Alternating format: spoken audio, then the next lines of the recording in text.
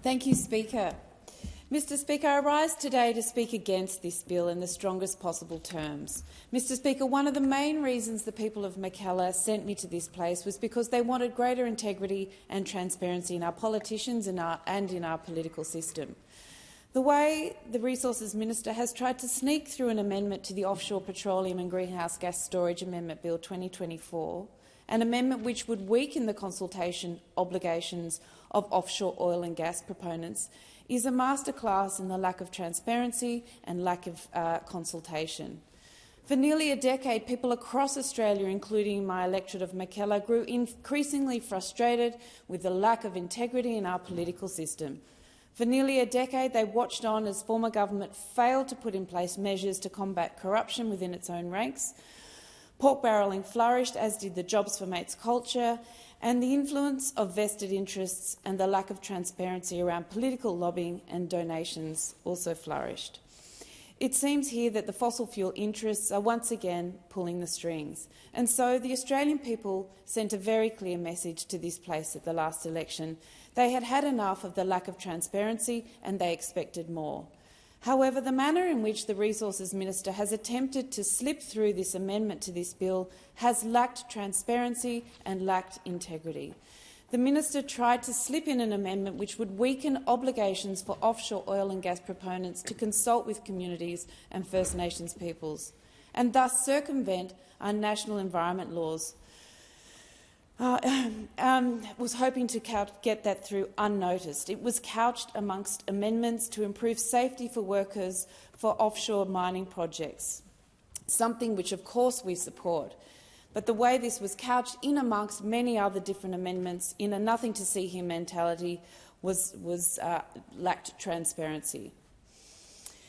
This is another example of the vital importance of the crossbench in holding this government to account and calling them out when they don't live up to their own ambitions of being more transparent and collaborative.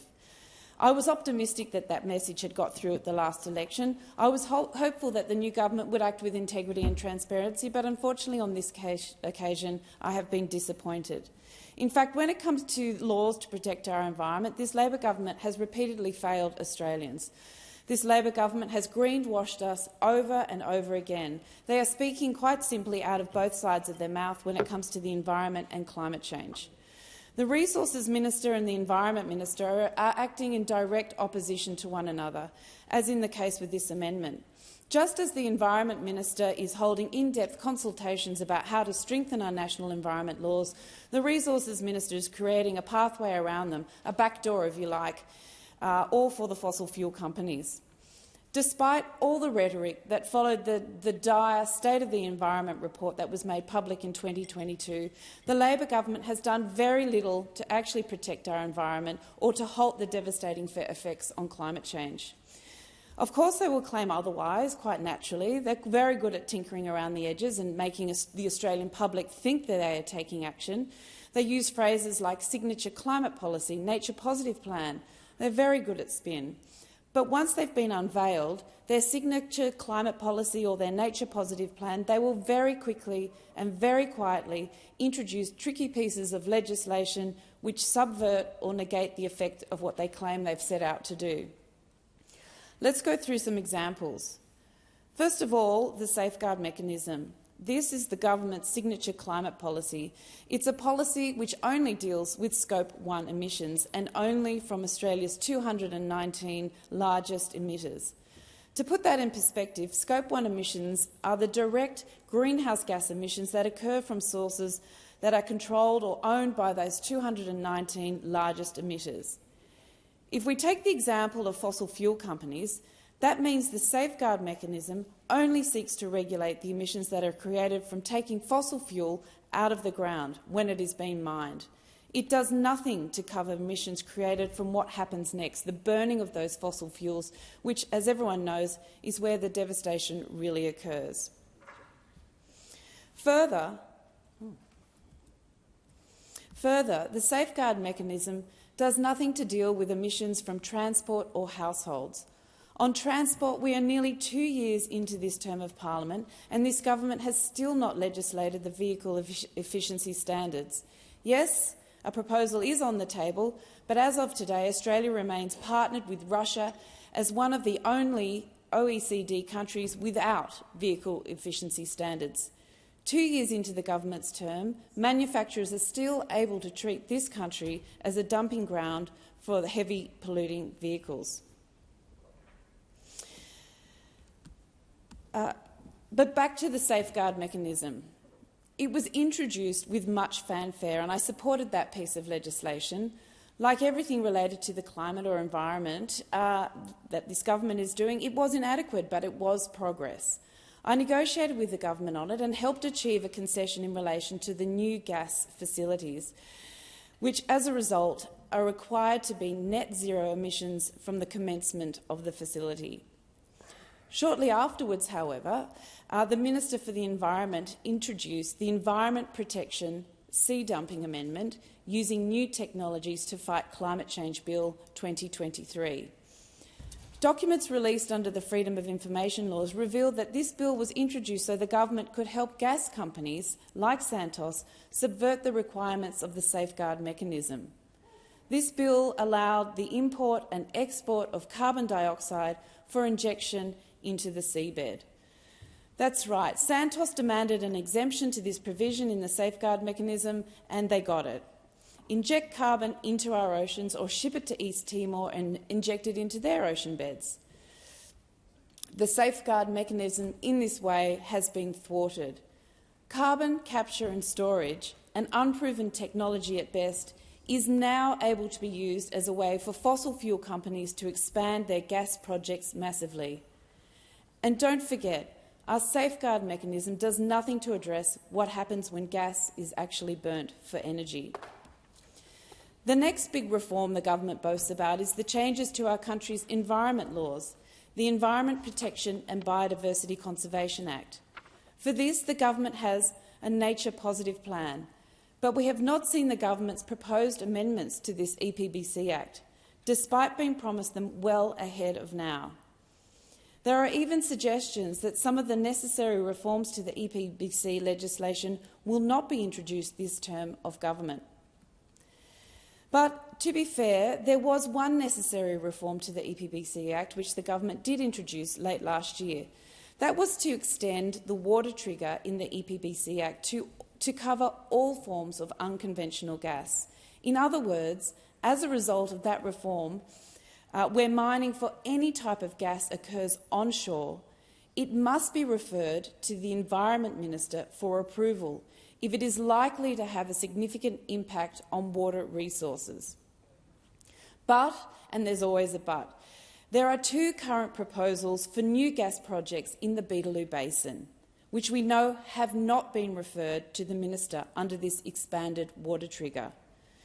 The Minister has written to the proponent, Tamboran Resources, informing the company of its obligations under the new laws, but has not yet used her call-in powers to require the project to be referred to her for assessment. I have asked a question in question time about this last week, and there was no indication that the call-in powers would be used. And so the question arises, what happens if the proponent fails to refer projects to the Minister under the new water trigger? Is there a consequence? The answer is that the water trigger is a law which essentially leaves the decision about whether a project needs federal approval up to the profit-driven fossil fuel company, the proponent. Any penalty in relation to a failure to refer can only be imposed after the relevant fossil fuel project commences. The fossil fuel company may, of course, already have destroyed the water aquifer by that point. And once that's done, a maximum penalty of around $15 million can be imposed. This would be a drop in the ocean for a fossil fuel company who might make billions of dollars in profit from already having destroyed our water resources. They would consider such a penalty a cost of doing business. Another example of industries receiving exemptions from environmental laws is the logging industry, where a regional forest agreement is in place in a particular state. Logging operations covered under that agreement are exempt from the EPBC Act. Again, as a result of a question I asked in Parliament last year, the Minister confirmed that the reforms to the EPBC Act would remove that exemption. But in subsequent dealings with the Environment Minister's office, they've often sidestepped the question of precisely when the regional forestry agreements would lose their exemption. Some of those regional forestry agreements, after all, have up to 20 years still to run. Will it only be new regional forestry agreements that are caught up by these environment laws? Will others still have 20 years to log our native forests free from the restriction imposed by our national environment laws? And now with this bill, and with the amendments to this bill, as we've seen, but we've not yet been briefed on or even officially been told about, we see yet another example of the government speaking out of both sides of its mouth. This bill has been called the Offshore Petroleum Greenhouse Gas Storage Legislation Amendment, Safety and Other Measures Bill 2024, and it's the other measures bit where we immediately are concerned.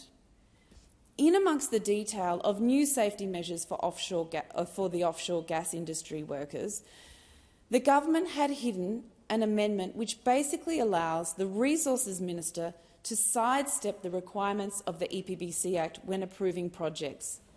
The bill facilitates the weakening of current obligations for offshore oil and gas proponents to consult with interested communities and First Nations representatives about their projects.